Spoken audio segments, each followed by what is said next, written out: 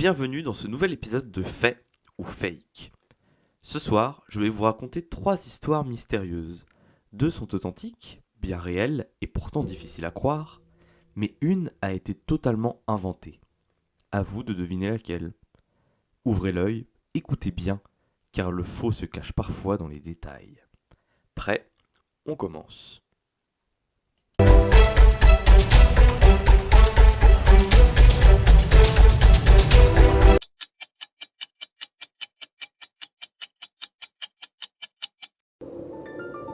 Commençons donc par notre première histoire. Tout commence dans les Highlands écossais en 1958. Une région battue par le vent, isolée, où les vieilles pierres murmurent encore les légendes d'un autre temps. Margaret et Thomas McAllister sont un couple ordinaire menant une vie simple dans une maison héritée de la famille de Thomas, bâtie sur un terrain calme, loin de toute agitation. Dans le salon, trône une vieille horloge murale au style victorien que Thomas tient de son grand-oncle récemment décédé. Un objet massif, sculpté avec soin qui dégage une certaine présence. Mais le couple ne se doute pas qu'elle sera le point de départ d'une série d'événements inexplicables. Tout commence un soir d'octobre. Alors que Margaret range la vaisselle après le dîner, son regard est attiré par l'horloge. Les aiguilles bougent, mais pas à une allure normale, elles tournent. Lentement, puis de plus en plus vite. Comme si quelqu'un invisible les faisait avancer à la main. Jusqu'à ce qu'elle s'arrête net précisément sur 3h07. Intrigué, mais pensant à une simple défaillance, le couple remonte le mécanisme. Le lendemain matin, rebelote. À leur réveil, l'horloge indique 3h07. Une fois, 2 fois, puis une 3e nuit. La coïncidence est trop étrange. Ils décident alors de décrocher l'horloge et de la ranger dans une armoire. Problème résolu, pense-t-il.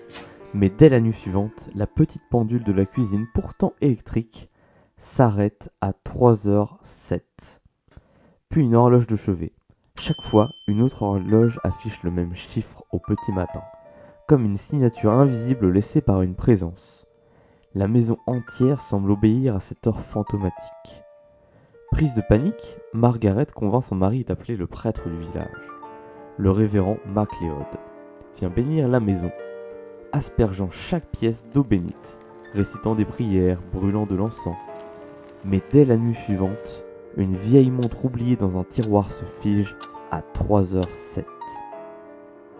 Le couple, désemparé, finit par contacter un antiquaire et horloger local, persuadé que l'horloge d'origine doit porter en elle une anomalie. L'homme accepte d'examiner le mécanisme. Après l'inspection, il découvre que l'horloge avait été modifiée. Une petite gravure intérieure y était dissimulée. 3h07, 1924. Intrigué, Thomas mène ses propres recherches dans les archives municipales. Ce qu'il découvre glace le sang du couple. Le grand-oncle à qui appartenait l'horloge n'est pas mort paisiblement, comme la famille le croyait. Son corps avait été retrouvé en 1924 dans cette même maison, effondré au pied de l'horloge à 3h07 du matin, foudroyé par une crise cardiaque. La coïncidence devient terrifiante, le temps semble s'être figé ce jour-là. Depuis, chaque horloge posée dans ces murs finit inexorablement par marquer cette heure fatidique.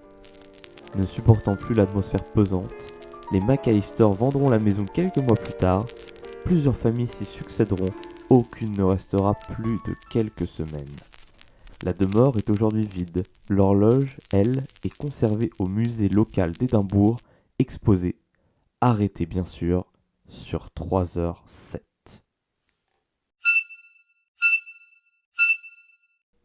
Passons maintenant à notre seconde histoire. Hawaï.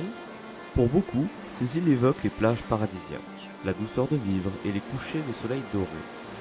Mais derrière ce décor de cartes postales, certaines légendes sont bien plus sombres.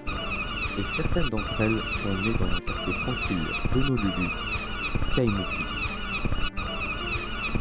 L'affaire commence en 1942, quand une femme paniquée compose le numéro de la police. Sa voix tremble. Elle affirme qu'un esprit maléfique, un kasha, créature du folklore japonais souvent associée à la mort, hante sa maison. Selon elle, ce n'est pas la première fois que ce phénomène se manifeste. Les policiers, curieux et sceptiques, se rendent sur place. Mais dès qu'ils franchissent le seuil de la maison, une ambiance lourde s'installe. Le silence est pesant. Puis, sans prévenir, un sifflement long et strident fend l'air glacial, inhumain, semblant surgir des murs eux-mêmes. Les objets de la maison tremblent légèrement. Des meubles grincent sans qu'on les touche. Les officiers eux-mêmes écriront dans leur rapport avoir ressenti une présence invisible. Mais l'histoire ne s'arrête pas là. Quelques mois plus tard, une autre famille emménage dans la maison. Elle ignore tout du passé du lieu. Peu de temps après leur installation, les mêmes phénomènes recommencent. Sifflements la nuit, objets déplacés, sensation de suffocation durant le sommeil. Les témoignages s'accumulent. Et dans les années qui suivent, la maison devient une légende locale. Même les chauffeurs de taxi évitent la rue après le coucher du soleil, certains affirmant avoir vu des ombres se déplacer seules derrière les fenêtres, quand la maison était pourtant vide. Les enquêteurs du paranormal qui s'y sont aventurés parlent d'un esprit lié au terrain, peut-être bien plus ancien que la maison elle-même. D'autres évoquent les âmes errantes d'anciens colons ou les malédictions liées aux esprits locaux qu'on appelle Night Marchers à Hawaï. Aujourd'hui encore, la maison de Kaimuki est connue des habitants comme le repère du siffleur. Personne n'a jamais pu expliquer l'origine des phénomènes et à chaque déménagement, les voisins rapportent que tout recommence. Alors, hallucination collective ou véritable activité paranormale ? Le mystère reste entier.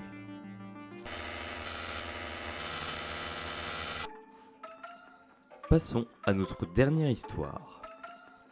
Le lac Baïkal, situé en Sibérie, n'est pas un lac comme les autres. C'est le plus profond du monde et probablement le plus ancien.